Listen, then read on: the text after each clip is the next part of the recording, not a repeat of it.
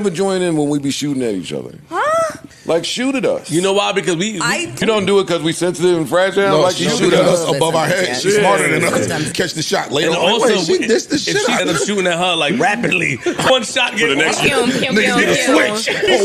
One shot, we spray her whole crib up. She be like, but why? But he said it too. Nah, you said it, but he said you. Let's get more mad.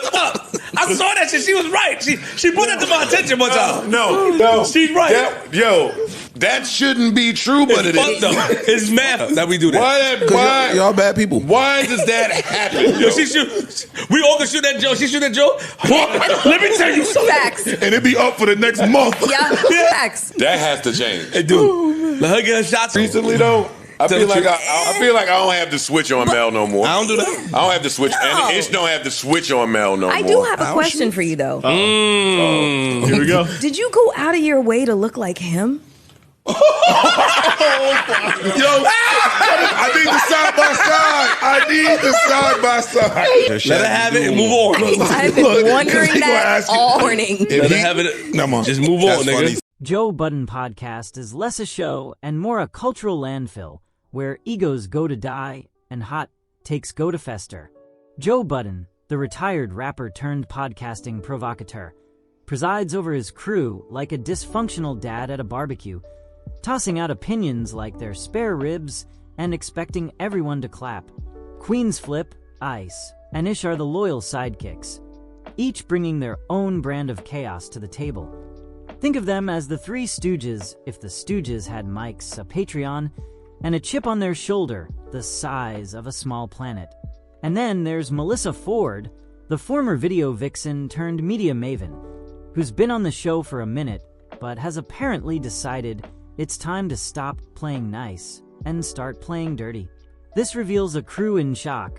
Shock, I tell you, because Melyssa's been slipping subtle digs and clapbacks into the podcast for weeks, and these knuckleheads are just now catching on. It's like watching a group of pigeons realize the picnic they've been crashing is actually a trap. I'm clutching my kombucha so hard, it's about to ferment into wine. This whole saga is a microcosm of everything wrong with our hyper-connected, outrage-obsessed culture.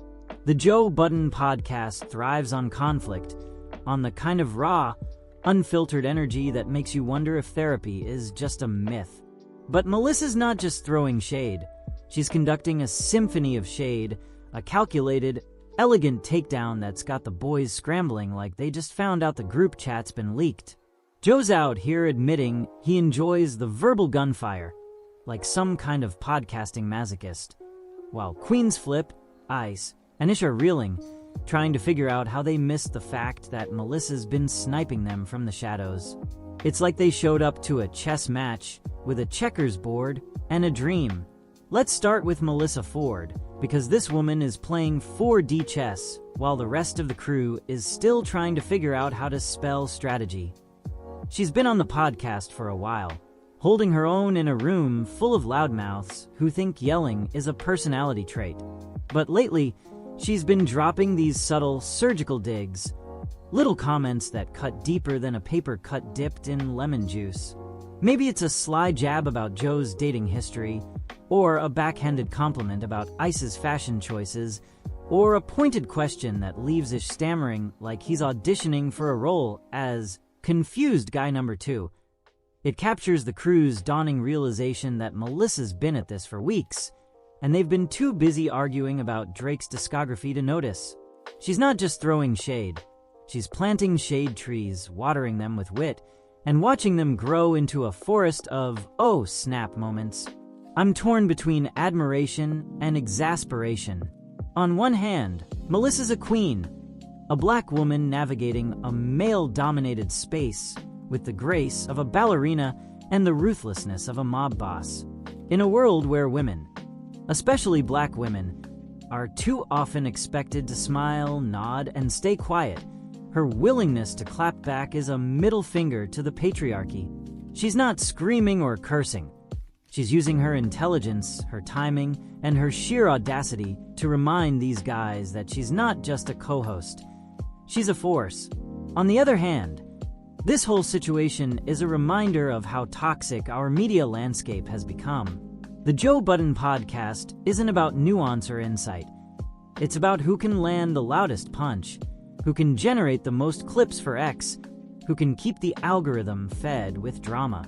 Melyssa's digs are brilliant, but they're also fuel for a machine that thrives on division, not discussion. Let's talk about Joe Budden for a second, because this man is the ringleader of this circus, and he's loving every second of it. Joe's the kind of guy who'd start a fight in an empty room and then sell tickets to watch himself argue with the furniture. He's practically giddy about the fact that Melyssa's been shooting at them, like he's discovered a new extreme sport called podcast beef. He's out here saying he enjoys the chaos, comparing it to a dogfight, which is a metaphor so on the nose it might as well have a leash. Joe's not wrong, though. This crew thrives on conflict. They've built a brand on hot takes, personal anecdotes, and the kind of banter that makes you wonder if they're friends or just co-workers who hate each other's guts. But Joe's glee at Melyssa's digs reveals something deeper. He's not just a participant in this drama. He's the architect, the guy who built the stage and handed out the scripts. And then there's Queen's Flip, Ice, and Ish, the podcasting equivalent of a barbershop argument that's been going on for so long everyone's forgotten the point. These guys are stunned that Melyssa's been coming for them. Queen's Flip's out here, trying to process it, sounding like a guy who just found out his Uber driver gave him 1 star. Ice and Ish are chiming in, half laughing, half panicked, like they've just realized they've been playing dodgeball with a live grenade. They're admitting Melyssa's right, that she's been calling them out, but they're also defensive, accusing her of hitting below the belt. It's like watching a group of frat boys realize the quiet kid in class has been roasting them in the group chat for months. They're not just outplayed, they're outclassed, and they know it. It's a case study in power, privilege, and the art of the clapback. Melyssa's a woman in a boys' club, a space where the default mode is loud, brash, and unapologetically masculine. Joe, Queen's Flip, Ice, and Ish are used to dominating the conversation, tossing out opinions like they're gospel, and expecting everyone to fall in line. But Melyssa's not here for that. Her subtle digs are a rebellion, a way of asserting her presence without stooping to their level. She's not yelling or cursing. She's using wit, precision, and a touch of shade to remind them that she's not just a token female co-host. She's a peer, and she's not afraid to check them. It's a power move, and it's working because the boys are shook, scrambling to figure out how to respond without looking like they're punching down. But let's not get too starry-eyed about Melyssa's brilliance, because this whole situation is also a symptom of a diseased culture. The Joe Budden podcast is a microcosm of the attention economy, where conflict is currency and drama is the only thing that keeps the lights on. Every episode is a high-wire act, with the crew teetering between camaraderie and catastrophe. Melyssa's digs aren't just personal.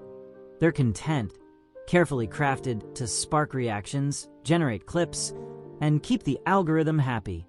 And the boys, they're eating it up, because conflict means clicks, and clicks mean cash. It's a vicious cycle, one that rewards pettiness over substance, shade over solutions.